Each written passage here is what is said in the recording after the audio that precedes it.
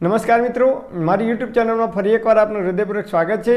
આજનો ટોપિક છે મિત્રો કે આવતીકાલથી ચૈત્ર મહિનાની શરૂઆત થઈ રહી છે।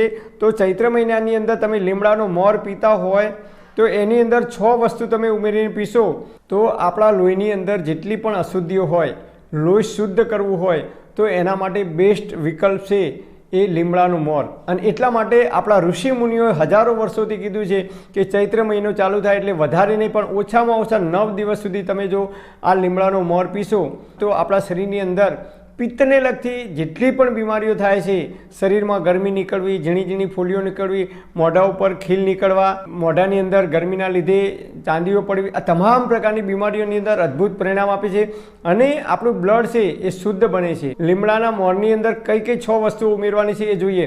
નંબર 1, લીમડાના મોરની અંદર તમે લીમડાના કૂણા પાન અત્યારે આવે છે એ 10 કૂણા પાન આની અંદર તમે ઉમેરી શકો છો। નંબર 2, ચપટી કાળા મરીનો પાવડર એની અંદર ઉમેરી શકો છો। નંબર 3, ચપટી હિંગ એની અંદર ઉમેરી શકો છો। નંબર 4, ચપટી જીરું એની અંદર ઉમેરી શકો છો અને નંબર 6, ચપટી અજમો એની અંદર ઉમેરી શકો છો। તો આ 6 વસ્તુ તમે ઉમેરી અને દરરોજ 100 ગ્રામ જેટલો 100 ml જેટલો જ પીવાનો છે, વધારે પીવાનો નથી। 1 ગ્લાસ ભરીને પીવાનો નથી, માત્ર 100 ml જેટલો જ આપણે આ રસ આનો પીવાનો છે અને દરરોજ સવારે ઉઠી અને ભૂખ્યા પેટે ઉઠીને તરત નૈણા કોઠે પીવામાં આવે તો આપણું લોહી શુદ્ધ કરે છે અને ચામડીને લગતી જેટલી પણ બીમારીઓ છે તમામ પ્રકારની બીમારીઓથી આપણે બચી શકીશું।